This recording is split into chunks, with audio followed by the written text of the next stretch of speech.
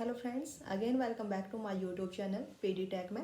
तो आज वाले लेक्चर में हम दो थ्योरम्स करने वाले हैं जो कि एसएलपी से रिलेटेड ही है, स्टर्म लिउविल प्रॉब्लम से रिलेटेड ही थ्योरम है। काफ़ी इंपॉर्टेंट थ्योरम है एंड इंटरेस्टिंग भी है। ओके, अगर आप देखोगे तो काफ़ी इंटरेस्टिंग थ्योरम है, उसका हम प्रूफ करने वाले हैं। तो जो भी CSIR नेट या फिर गेट एस्पायरेंट्स हैं उनके लिए इसका रिजल्ट ही काफ़ी है। आप थ्योरम की स्टेटमेंट देखना और आप देखना कि क्वेश्चंस में हम उनको कैसे यूज़ कर सकते हैं, तो वही आपके लिए इम्पोर्टेंट है। और जो भी MSc स्टूडेंट्स हैं उनके लिए इसका जो प्रूफ है वो काफ़ी इम्पोर्टेंट है। ओके, वैसे तो जो CSIR नेट या गेट एस्पायरेंट्स हैं उनके लिए भी है प्रूफ इम्पोर्टेंट, बट वो कर चुके हैं, ठीक है। तो उनके लिए फ़िलहाल इतना ही काफ़ी है कि आप एक बार वो थ्योरम देखिए, ओके, उसकी स्टेटमेंट अच्छे से समझिए और ये देखिए कि आप क्वेश्चंस में उसको कैसे यूज करोगे, ठीक है। दो थ्योरम है लेकिन बहुत ही इम्पोर्टेंट है, ठीक है। उसका जो प्रूफ है वो भी बहुत इंटरेस्टिंग है और बिल्कुल ही आसान है, ठीक है। तो देखिए, जो फर्स्ट आपकी थ्योरम है वो किस पे बेस्ड है? आइगन वैल्यूज पे बेस्ड है, ठीक है। आपके पास अगर स्टर्म लिउविल प्रॉब्लम गिवन है और आपसे ये पूछा जाए कि जो स्टर्म लिउविल प्रॉब्लम है उसकी आइगन वैल्यूज का बिहेवियर कैसा होगा, कि जो उसकी आइगन वैल्यूज है वो कैसी होगी, रियल होगी, कॉम्प्लेक्स होगी, क्या होंगी, ठीक है। तो अगर आपको क्वेश्चन में कभी भी ये देखने को मिले कि स्टर्म लिउविल प्रॉब्लम है, अगर आप उसको अच्छे से समझ जाओ कि जो गिवन है वो स्टर्म लिउविल प्रॉब्लम है, तो आप एकदम से टिक कर देना कि जो इसकी आइगन वैल्यूज होंगी वो कैसी होंगी, रियल होंगी, ठीक है। हमेशा ध्यान रखना, eigenvalues of Sturm Liouville problem are real. Okay, याद रखोगे, रिजल्ट है। ओके, और जो इसका प्रूफ है हम करेंगे अभी। और जो सेकंड थ्योरम है वो किस पे बेस्ड है? आइगन फंक्शंस पे, ठीक है। जो सेकंड थ्योरम है वो किस पे बेस्ड है? आइगन फंक्शंस पे।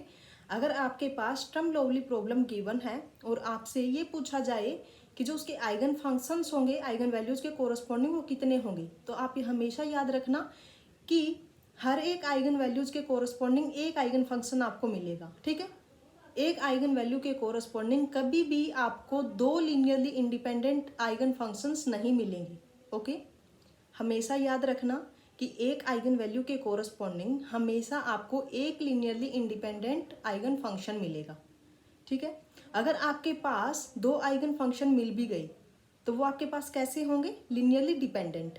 वो यही हम प्रूफ करने वाले हैं कि हम यहाँ पे कंसीडर करके चलेंगे कि एक आइगन वैल्यू के कोरस्पॉन्डिंग हमारे पास दो आइगन फंक्शन है, ठीक है।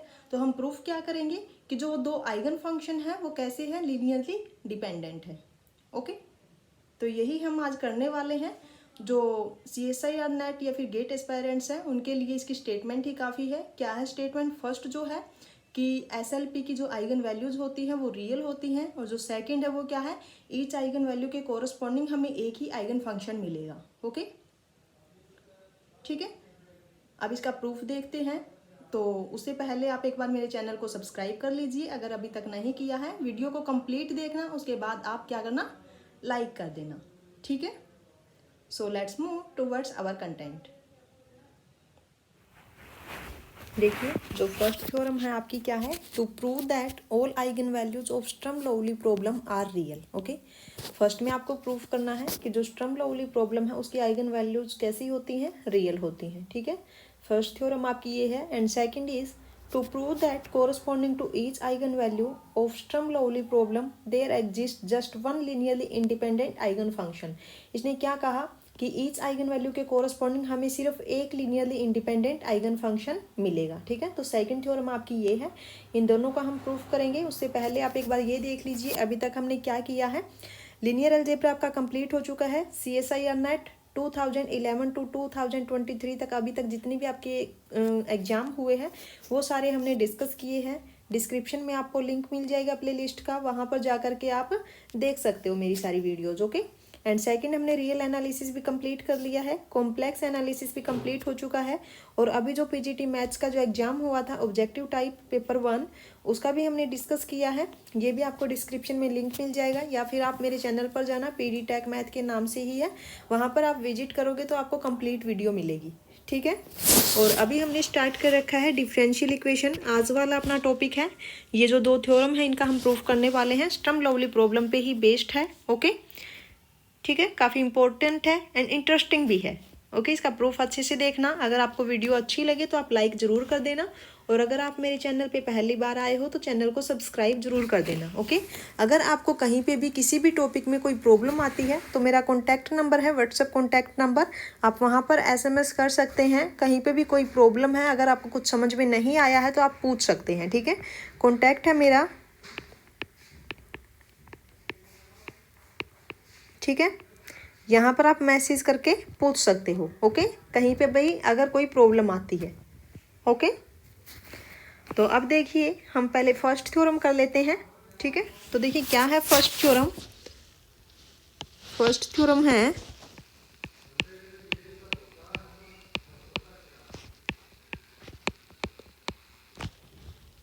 क्या है statement, to prove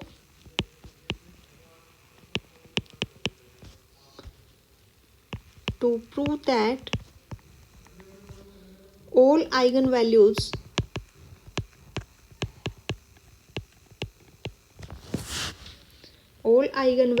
of Sturm-Liouville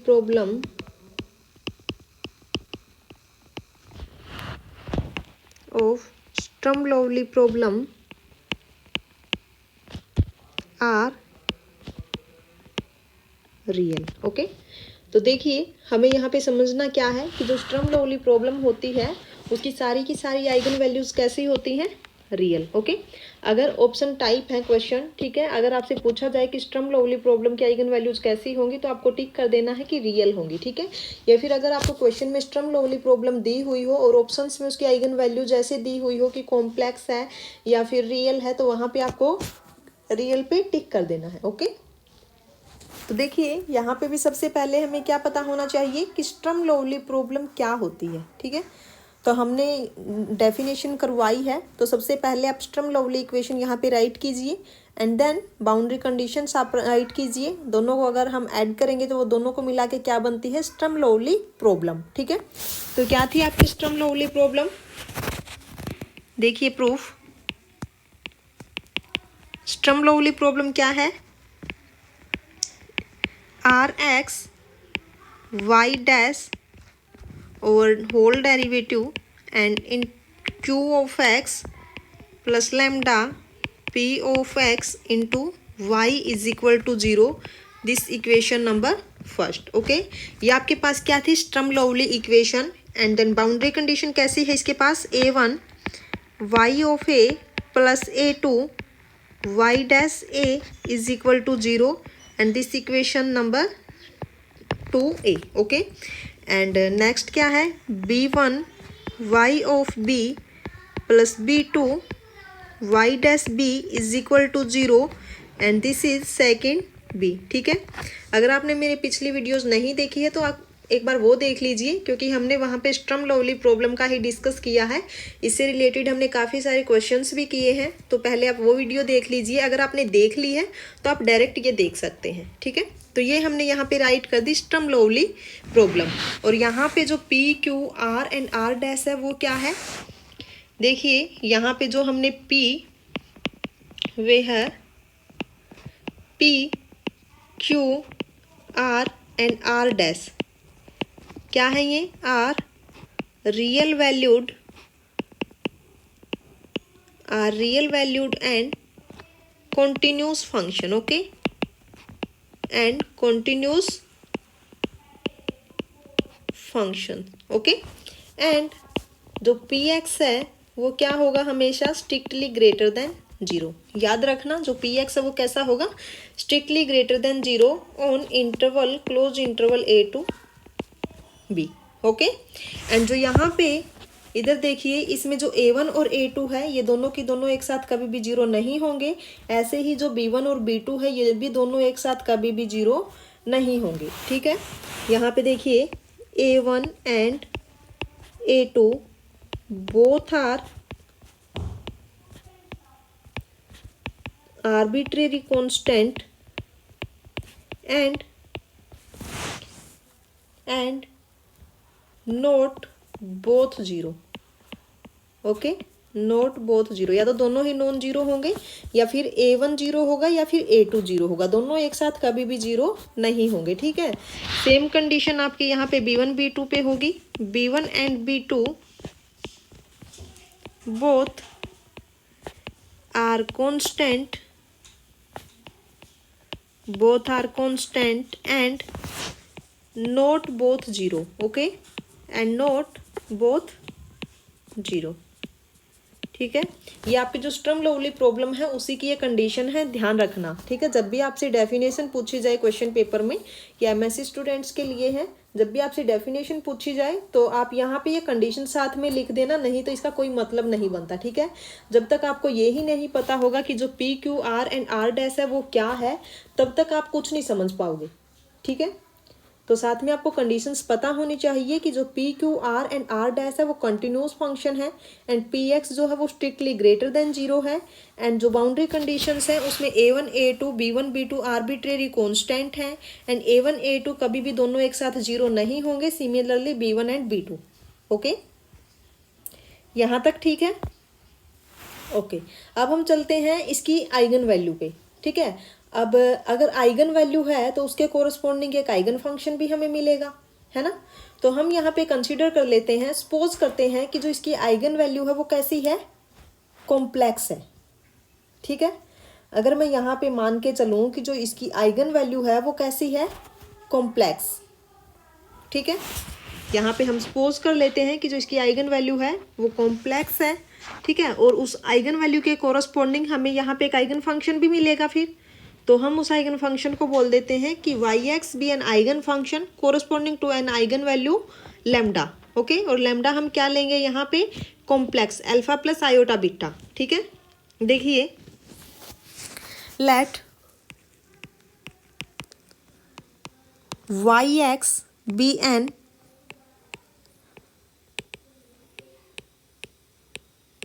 eigen function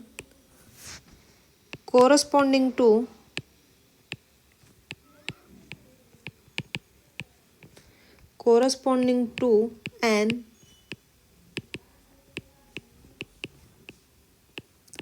eigen value lambda is equal to alpha plus iota beta. Okay, and जो अल्फा बीटा है वो आपके पास क्या है, रियल कांस्टेंट। ठीक है, जो अल्फा एंड बीटा है वो कहाँ से बिलोंग करते हैं, सेट ऑफ रियल नंबर से।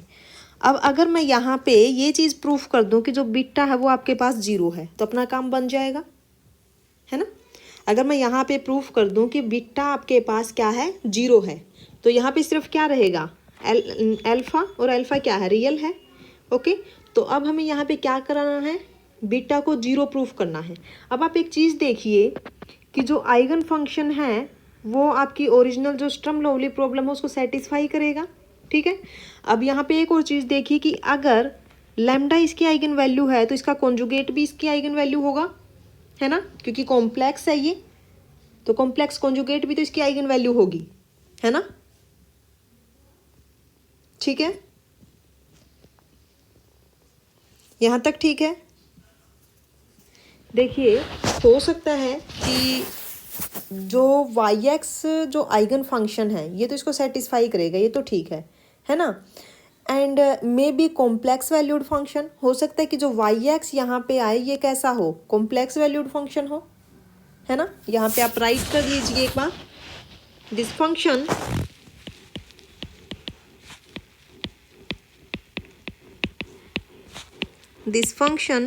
yx satisfies equation 1, equation 2a and equation 2b, इनको सेटिस्फाई करेगा। ओके, एंड मे बी हो सकता है कि ये कॉम्प्लेक्स वैल्यूड फंक्शन हो, एंड मे बी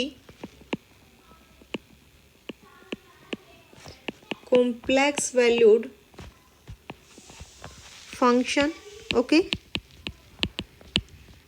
ठीक है यहाँ तक। अब उसके बाद हमें क्या करना है, कॉम्प्लेक्स कॉन्जुगेट लेना है, कहाँ पर, जो फर्स्ट इक्वेशन है एंड सेकंड ए इक्वेशन है एंड सेकंड बी इक्वेशन है, इन तीनों की तीनों इक्वेशंस पे हमें क्या लेना पड़ेगा, कॉम्प्लेक्स कॉन्जुगेट। ठीक है, हम कॉम्प्लेक्स कॉन्जुगेट ले लेते हैं यहाँ पे, taking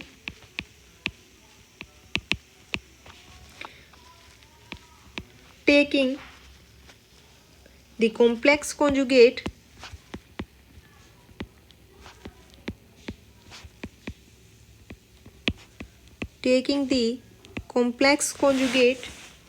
of all the terms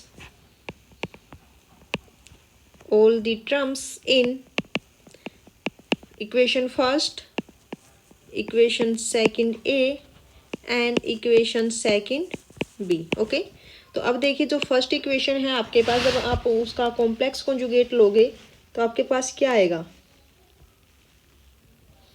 देखिए जब आप कॉम्प्लेक्स कॉन्जुगेट लोगे तो क्या आएगा आपके पास, R x Y conjugate dash whole dash plus Q x plus lambda bar P x Y bar is equal to 0, क्योंकि जो आइगन फंक्शन है उसकी हमने बात की है ना कि हो सकता है वो क्या हो, कॉम्प्लेक्स वैल्यूड फंक्शन हो, है ना। अगर वो कॉम्प्लेक्स वैल्यूड फंक्शन हो सकता है तो हमने यहाँ पे क्या ले लिया, इसका कॉन्जुगेट ले लिया, ठीक है। And this equation number third. ऐसे ही बाउंड्री कंडीशंस पे आप लीजिए, a1 y bar a plus a2 y bar dash a is equal to 0 and this is equation 4a। Okay, ऐसे ही जो नेक्स्ट है b1 y bar a plus b2 y dash bar b is equal to 0 and this is equation number 4b, ठीक है।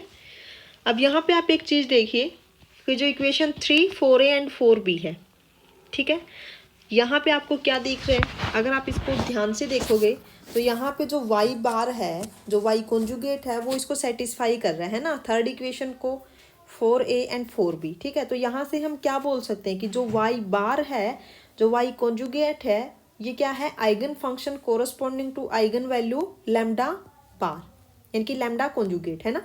यहाँ से हमें क्या पता चल गया कि जो y कॉन्जुगेट है, y conjugate is the eigen function corresponding to eigen value lambda conjugate. यहाँ से हमें यही पता चला, है ना।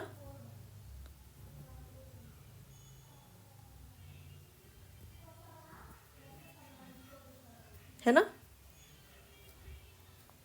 देखिए the above equation 3, 4a and 4b show that y bar x is the eigenfunction corresponding to the eigenvalue lambda bar। Okay, देखिए यहाँ पे आप लिख भी लीजिए इस लाइन को, the above equation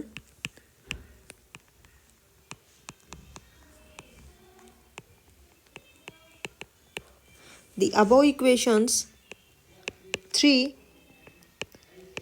4a and 4b show that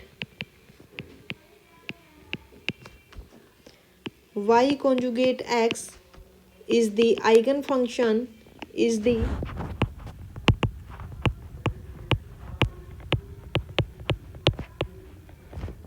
eigenfunction corresponding to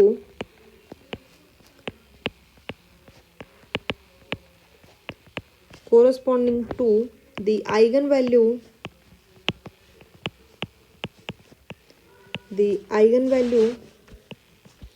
lambda bar, और लैम्डा बार क्या होगा, अल्फा माइनस आयोटा बीटा, है ना। अब देखिए जो इक्वेशन फर्स्ट है आपके पास, यहाँ पे आपके पास क्या है, y कॉन्जुगेट इक्वेशन थर्ड में, है ना, और जो इक्वेशन फर्स्ट है उसमें क्या है, y। तो हम यहाँ पे क्या करते हैं, इक्वेशन फर्स्ट को हम y कॉन्जुगेट से मल्टीप्लाई कर देते हैं एंड जो इक्वेशन थर्ड है उसको हम y से मल्टीप्लाई कर देते हैं, देन सब्ट्रैक्टिंग बोथ, है ना। देखिए यहाँ पे हम क्या करेंगे,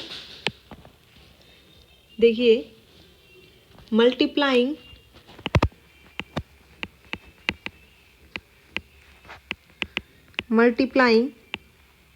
इक्वेशन 1 किससे मल्टीप्लाई करेंगे, equation 1 by y conjugate and equation 3 by Y.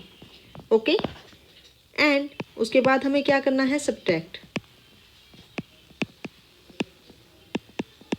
And subtracting, then we get, देखिए जब आप फर्स्ट को मल्टीप्लाई करोगे वाई कॉन्जुगेट से तो क्या आएगा वहाँ पे, r x Y dash dash y conjugate plus Q x plus lambda p x into y Y conjugate minus, यहाँ पे क्या आएगा, r x Y conjugate whole dash into y plus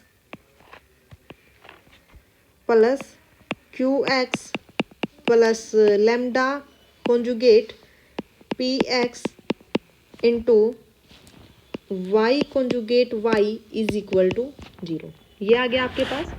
okay, इसको हम थोड़ा सिंप्लीफाई कर लेते हैं। जब आप यहाँ पे सिंप्लीफाई करोगे इसको तो क्या बचेगा आपके पास, देखिए r y dash and this is y conjugate. Okay, and ठीक है, यहाँ पे देखिए इन टर्म को आप एक साथ लिख लीजिए। यहाँ से क्या है, are x Y dash whole dash y conjugate minus are x Y conjugate dash into y. ठीक है यहाँ तक। अब उसके बाद क्या कीजिए, यहाँ पे देखो ये जो टर्म है आपकी, यहाँ पे q x y y dash and q x y y dash, ये आपकी प्लस है, ये आपकी यहाँ पे माइनस की है। ठीक है, यहाँ पे ये माइनस और प्लस माइनस हो जाएगा तो ये टर्म आपकी हो जाती है कैंसल। ठीक है, तो सिर्फ यहाँ पे क्या बचा, lambda p x y y dash and lambda bar P x Y conjugate y. Okay, तो यहाँ पे हम क्या करते हैं, पी वाई वाई कॉन्जुगेट को हम कॉमन ले लेते हैं। ठीक है, जब आप यहाँ पे पी वाई वाई कॉन्जुगेट को कॉमन लोगे तो यहाँ से क्या बचेगा, दिस इज, जब आप यहाँ पे कॉमन लोगे तो इधर आपके पास आएगा plus lambda minus lambda conjugate and this is p Y Y conjugate is equal to 0। Okay, यहाँ तक ठीक है। ओके, अब देखिए lambda minus lambda conjugate p Y Y conjugate is equal to, यहाँ पे क्या आएगा, जो डेरिवेटिव है, देखिए जो फर्स्ट टर्म है यहाँ पे क्या है, d by D x r x Y conjugate derivative into Y minus d by D x, और यहाँ पे क्या है, this is r x Y dash into Y conjugate, है ना, यही है।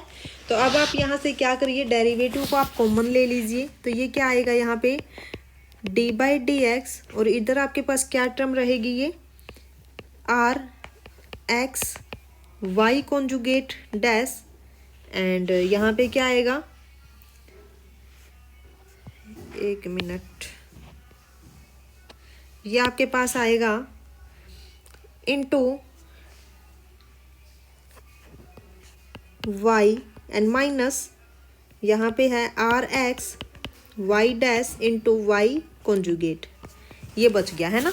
अब नेक्स्ट पेज पे देखिए, नेक्स्ट पे हम एक बार इसको लिख लेते हैं, क्या आया है आपके पास at the end, lambda minus lambda conjugate, okay, and P Y Y conjugate is equal to D by D x, और यहाँ पे क्या है, are x Y conjugate dash into Y minus are x Y dash into Y conjugate, है ना। अब हम यहाँ पे क्या करते हैं, both side integration with respect to X from A to B, है ना। देखिए integrating both side and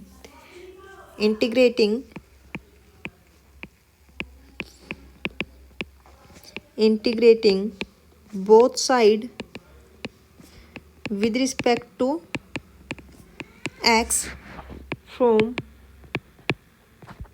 a to b, then we get, यहाँ से आपके पास क्या आएगा, integration a to b, lambda minus lambda conjugate, ये कांस्टेंट है तो इसको बाहर ही रख लेते हैं, and here p y Y conjugate dx is equal to, यहाँ से आपके पास क्या बचेगा, this is r x Y conjugate dash into Y minus are x Y dash y conjugate and limit आपके पास क्या है ए टू बी, ठीक है।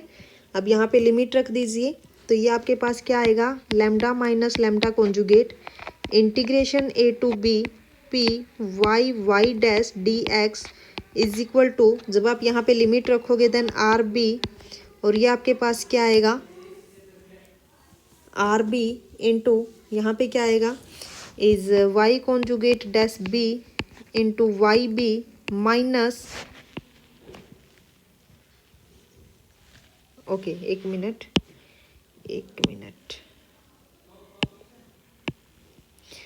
ठीक है, आर एक्स हमने कॉमन ले लिया तो आर बी कॉमन आ गया, ठीक है, माइनस यहाँ पे क्या आएगा Y dash B into Y conjugate B, okay, and minus R A, और यहाँ से क्या बचेगा this Y conjugate A Y A minus Y dash A and Y conjugate A, ठीक है यहाँ तक।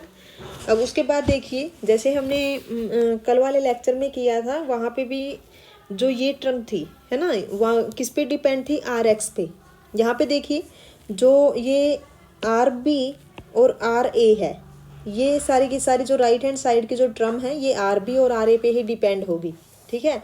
यहाँ पे केसेस बनेंगे अब कि जो आर ए और आर बी है कि जब ये जीरो हुए तो क्या होगा, जब ये नॉन जीरो होंगे तो क्या होगा, ठीक है।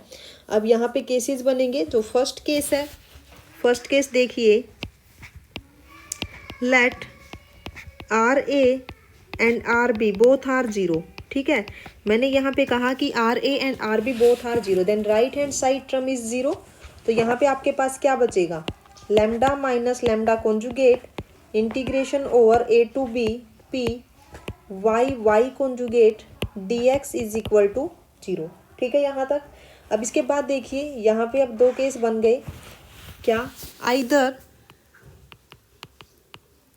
Either lambda minus lambda conjugate is equal to zero और integration A to B Y P Y Y conjugate D x is equal to zero, ठीक है। तो अब यहाँ पे देखो कि if integration A to B P Y Y conjugate D x is equal to zero, अगर ये जीरो हुआ, ठीक है, तो यहाँ पे हमें एक चीज़ का पता है, सिंस जो पी एक्स है वो क्या है आपके पास स्ट्रिक्टली ग्रेटर देन जीरो है। अब हम चेक कर लेते हैं कि जो वाई वाई डैश है उसका बिहेवियर क्या होगा, ठीक है। जो वाई वाई डैश है उसका बिहेवियर हम चेक कर लेते हैं, क्या होगा y y dash, this mod of y square है ना, वे है mod of y stand for modulus of y, okay. अब आपको पता है कि जो ये टर्म है ये आपकी क्या होगी, ये भी हमेशा ग्रेटर देन जीरो होने वाली है, इक्वल टू जीरो तो होगी नहीं, क्योंकि जो वाई एक्स जो हमने यहाँ पे लिया है आइगन फंक्शन वो तो नॉन जीरो ही लिया है, मतलब नॉन ट्रिवियल सॉल्यूशन ही तो लिया है ना हमने। तो अब आप एक चीज़ देखिए कि जो ये टर्म है ये आपकी कभी भी जीरो नहीं हो सकती, क्योंकि ये तो हमेशा आपकी स्ट्रिक्टली ग्रेटर देन जीरो रहेगी, है ना। देखिए यहाँ पे आप रीजन क्या दोगे, since integration A to B P Y y dash d x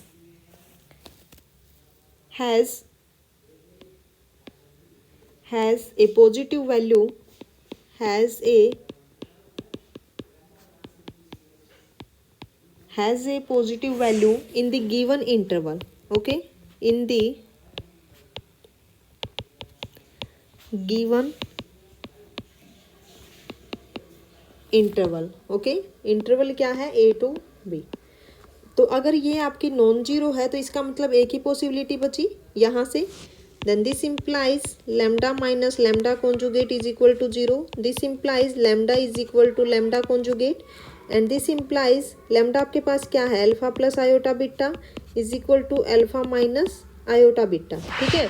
तो यहाँ से आपके पास क्या आ गया, अल्फा से alpha cancel, this implies beta is equal to zero, ठीक है।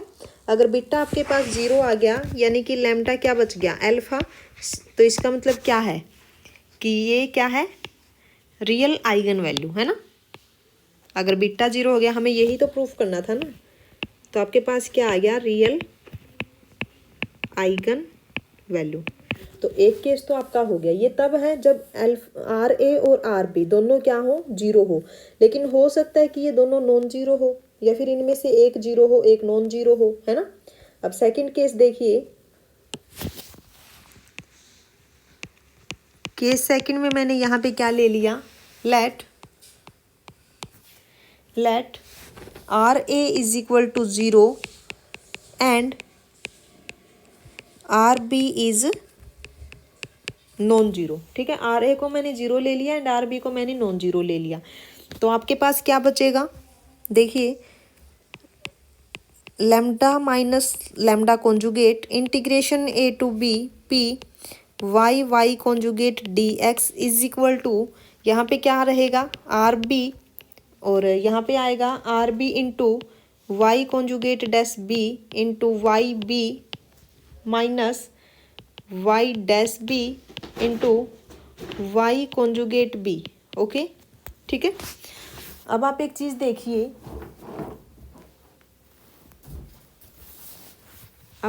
देखिए, यहाँ से जो आपकी सेकंड बी जो आपकी इक्वेशन थी, यहाँ पे देखो,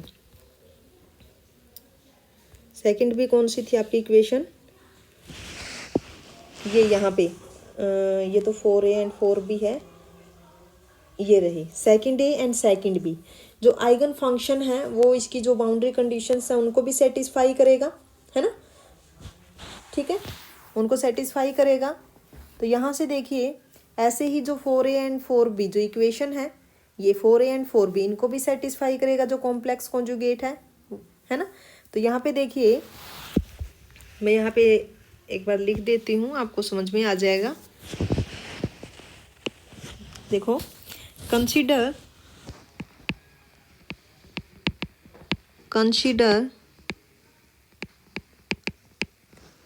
relations 2b and 4b। Okay, 2b और 4b इक्वेशन को आपको उठाना है, ठीक है। एंड मैंने क्या कहा था कि जो b1 और b2 है दोनों एक साथ जीरो नहीं होंगे। तो मैं यहाँ पे कंसीडर कर लेती हूँ कि जो b2 है वो आपका नॉन जीरो है, ठीक है, b2 को मैंने नॉन जीरो ले लिया। नाउ मल्टीप्लाइंग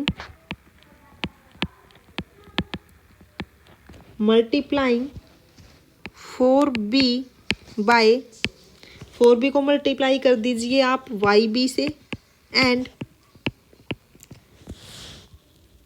2b को मल्टीप्लाई कर दीजिए y कॉन्जुगेट b से, ठीक है, and then subtracting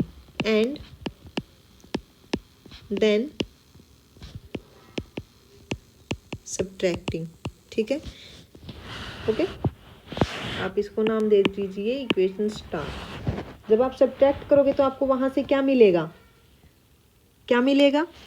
b2 y conjugate dash b into y b minus Y dash B into Y conjugate b is equal to zero. अब हमें पता है कि जो b2 है वो हमने नॉन जीरो कंसीडर किया है, ठीक है, since b2 is non zero, तो यहाँ से एक ही पॉसिबिलिटी बचती है, this implies y conjugate dash b into y b minus Y dash B into Y conjugate b is equal to zero. तो इसका मतलब यही जीरो होगा, है ना। अब आप इक्वेशन स्टार में पुट कर दीजिए इसको, तो जो ये टर्म है ये आपकी क्या हो गई, कंप्लीट जीरो, है ना। तो यहाँ से क्या बचता है, सिर्फ जो इक्वेशन स्टार है यहाँ पे क्या रहा, lambda minus lambda conjugate into integration of p y conjugate D x is equal to zero. और हमने यहाँ पे प्रूफ किया था कि जो ये टर्म है ये आपकी क्या होगी, पॉजिटिव रहेगी, ठीक है। तो इसका मतलब है कि ये जीरो होगी, और यहाँ से क्या आ गया था, बीटा जीरो आ गया था, तो इधर से भी क्या है, ये आइगन वैल्यू आपकी ओनली रियल आइगन वैल्यू, ठीक है। अब हम चलते हैं केस थर्ड की तरफ। तो केस थर्ड क्या होगा, हम केस थर्ड में कंसीडर कर लेते हैं कि R A is non zero and R B is equal to zero, ठीक है, ओके, ठीक है। केस थर्ड देखिए,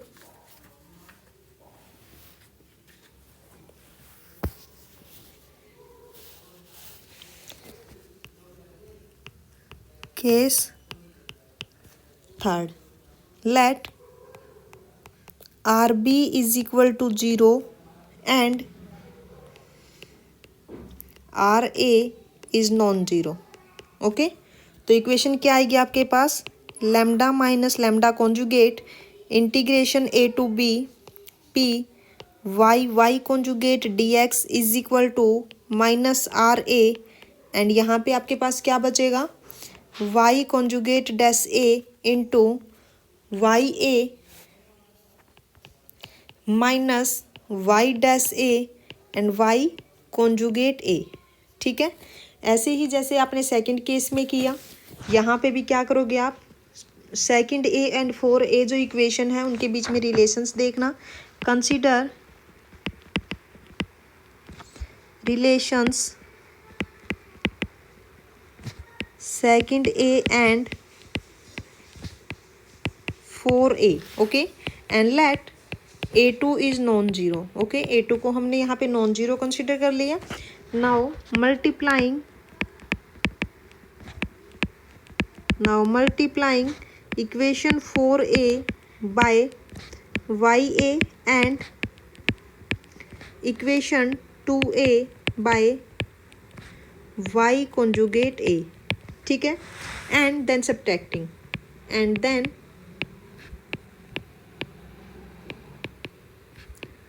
सब्ट्रैक्टिंग। अब सब्ट्रैक्ट करने के बाद आपको क्या मिलेगा, यहाँ पे देखिए a2 into Y conjugate dash A into Y A minus Y dash A into Y conjugate a is equal to zero. तो यहाँ पे क्या होगा, या तो ये जीरो होगा या फिर ये टर्म जीरो होगी। ठीक है, अब हमें पता है कि जो a2 है वो तो नॉन जीरो है, सिंस यहाँ पे देखिए since a2 is non zero then this implies y conjugate dash A into Y A minus Y dash a y conjugate a is equal to zero. Okay, ये आपकी equation double star है। तो जब आप यहाँ पे पुट करोगे तो ये टर्म तो आपकी क्या हो गई, जीरो। तो सिर्फ क्या रहा यहाँ पे b, lambda minus lambda conjugate integration of a to B P Y y dash y conjugate D x is equal to zero. अब ये आपकी क्या है, ग्रेटर देन जीरो है, तो यहाँ से क्या आएगा, बीटा यहाँ से आपका जीरो आ जाएगा। तो यहाँ पे भी जो लैम्डा है वो क्या रहेगा, real eigen value. Okay, case third हो गया। अब केस फोर्थ क्या हो सकता है, यहाँ पे जो केस फोर है, केस फोर, अब हम यहाँ पे कंसिडर कर लेते हैं कि जो r A and are b है वो दोनों क्या है, non zero. Okay, case let r A is non zero and R B is also non zero. Okay, तो हम यहाँ पे एज्यूम कर सकते हैं, देखिए जो केस सेकंड और जो केस थर्ड है वहीं से केस फोर का होगा। ठीक है, केस जो सेकंड और थर्ड था उसमें हमने क्या किया था, एक को जीरो किया था, एक को नॉन जीरो किया था, है ना। तो आप वहीं से केस फोर्थ कर सकते हो। मैं यहाँ पे लिख देती हूँ, देखिए जैसे हमने पहले वाले लेक्चर में भी किया है, there is no loss of generality by assuming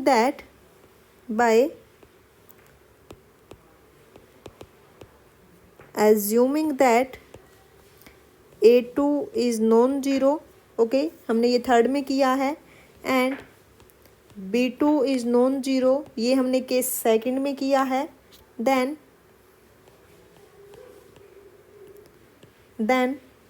proceeding as in case second and third relations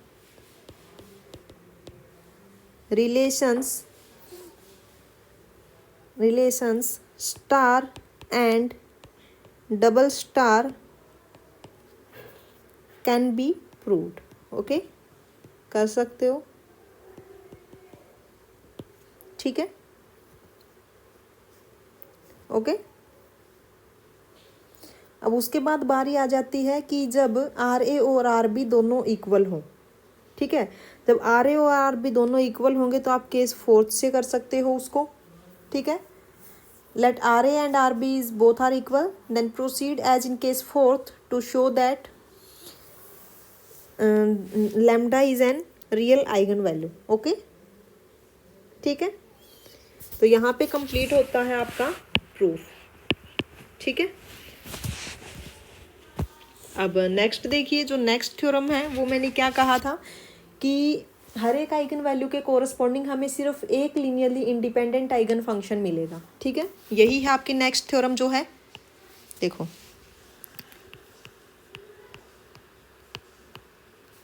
theorem second क्या है, to prove that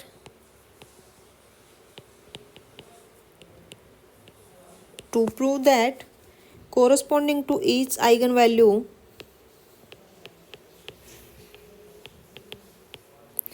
corresponding to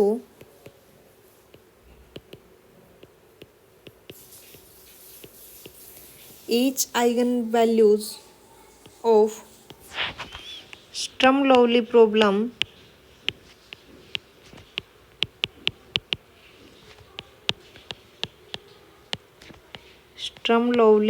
problem or SLP Sturm-Liouville problem, there exists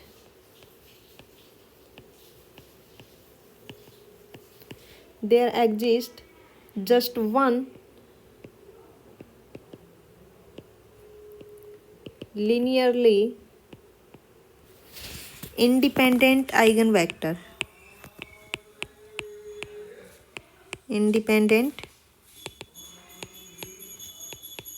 eigen function, sorry. Okay, तो देखिए इसका मैं proof कैसे करूँगी। अगर मैं यहाँ पे कंसीडर कर लूँ कि इसके पास दो आइगन फंक्शन है, ठीक है, आपके पास एक आइगन वैल्यू है लैम्डा और इसके कोरस्पॉन्डिंग मैंने यहाँ पे कंसीडर कर लिया कि एक y1x इसका आइगन फंक्शन है, सेकंड इसका है y2x। ठीक है, अगर मैं यहाँ पे प्रूफ कर दूँ कि जो ये दोनों आइगन फंक्शन है ये क्या है, लीनियरली डिपेंडेंट, तो आपका काम बन जाएगा। मैंने क्या कहा कि हर एक आइगन वैल्यू के कोरस्पॉन्डिंग हमें एक ही लीनियरली इंडिपेंडेंट आइगन फंक्शन मिलेगा, है ना। अगर मैं यहाँ पे कंसीडर कर लूँ कि एक आइगन वैल्यू के कोरस्पॉन्डिंग दो आइगन फंक्शन हैं, ठीक है, और अगर मैं उन दोनों आइगन फंक्शन को लीनियरली डिपेंडेंट प्रूफ कर दूँ तो अपनी थ्योरम का प्रूफ हो जाएगा। ओके, अब देखिए मैंने यहाँ पे कंसीडर कर लिया कि y1 एंड y2 सबसे पहले तो आपके पास स्टर्म-लिउविल प्रॉब्लम होनी चाहिए। यहाँ पे राइट कर लीजिए एक बार फिर से इक्वेशन, वही स्टर्म-लिउविल प्रॉब्लम क्या थी, r x into y dash whole derivative plus Q x plus lambda p x into Y is equal to 0, this equation number first. Okay, and boundary condition क्या है, a1 y a plus a2 y dash a is equal to 0, this equation second a, okay, and b1 yb plus b2 y dash b is equal to 0, this equation second b। Okay, ये आपके पास क्या है, Sturm-Liouville problem. ठीक है, तो अब यहाँ पे हम कंसिडर कर लेते हैं p Q R and are dash, आपको पता है मैंने ये अभी करवाया है आपको क्या है। ठीक है, नाउ सपोज दैट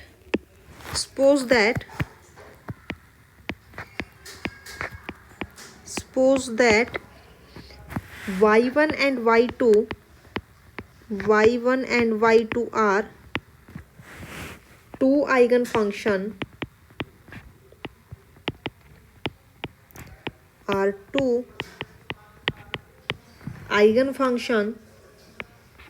corresponding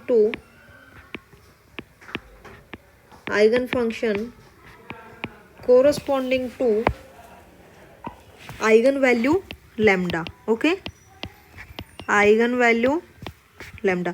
मैंने यहाँ पे क्या किया कि आपके पास एक आइगन वैल्यू है और उसके कोरस्पॉन्डिंग दो आइगन फंक्शंस है, ठीक है, y1 एंड y2।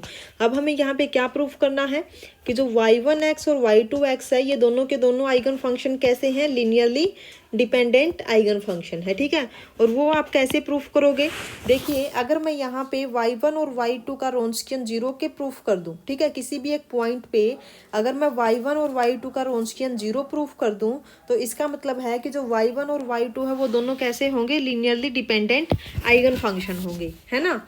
तो देखिए कैसे प्रूफ करोगे, रोंचकियन तो आपको प्रूफ करना ही आता है ना, रोंचकियन तो आपको फाइंड करना आता है। क्या करना है, डिटर्मिनेंट हमें सिर्फ फाइंड आउट करना है वहाँ पे कि जो डिटर्मिनेंट होगा वो 0 के इक्वल आ जाए, है ना, यही है कि वो 0 के इक्वल आ जाए।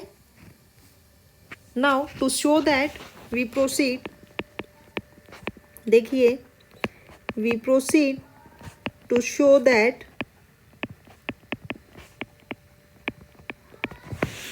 y1 and y2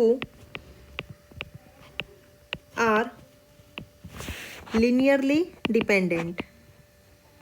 okay, linearly dependent, इसका मतलब यही है कि अगर कभी भी एक आइगन वैल्यू के कोरस्पॉन्डिंग दो आइगन फंक्शन हो भी गई तो वो कभी भी लीनियरली इंडिपेंडेंट नहीं होंगे, वो दोनों आइगन फंक्शन कैसे होंगे, लीनियरली डिपेंडेंट होंगे। ओके, तो देखिए कैसे प्रूफ करोगे, अगर मैं यहाँ पे रोंचकियन ऑफ y1 एंड y2 अगर मैं ये 0 के इक्वल प्रूफ कर दूँ, ठीक है, अगर मैं रोंचकियन ऑफ y1 एंड y2 0 के इक्वल प्रूफ कर दूँ तो अपना काम बन जाएगा, है ना।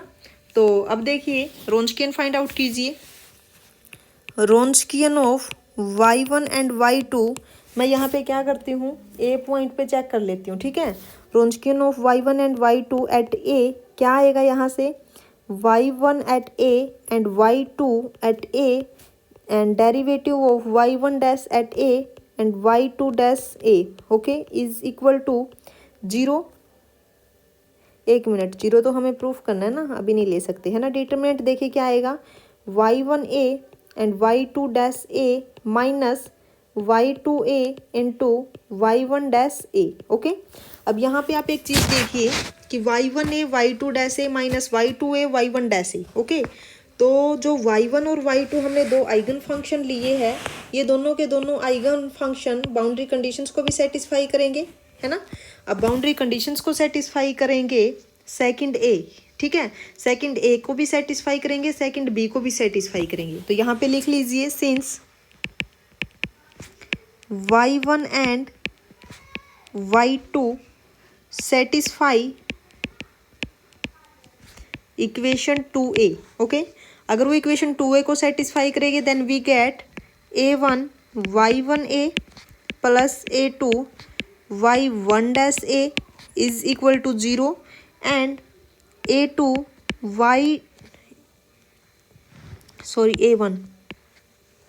a1 y2a plus a2 y2 dash a is equal to 0। यहाँ तक ठीक है। एंड नाउ लेट, मैंने क्या कहा है, कंडीशन क्या होती है कि a1 और a2 दोनों एक साथ 0 नहीं हो सकते, ठीक है। मैंने यहाँ पे कंसिडर कर लिया late a2 is non zero, ठीक है, a2 को मैंने नॉन जीरो मान लिया यहाँ पे। And now equation, this is equation number 4th and equation 5th, okay, ठीक है, and this is equation 3rd। अब यहाँ पे हमें क्या करना है, जो इक्वेशन 4 है उसको आप मल्टीप्लाई कर दीजिए, मल्टीप्लाई कीजिए इसको y2a से, एंड इक्वेशन 5th को आप मल्टीप्लाई कीजिए y1a से, and then subtracting, okay, and then subtracting, ठीक है। तो यहाँ से आपके पास क्या आएगा, जब आप मल्टीप्लाई करने के बाद सब्ट्रैक्ट करोगे तो इधर आपके पास बचेगा a2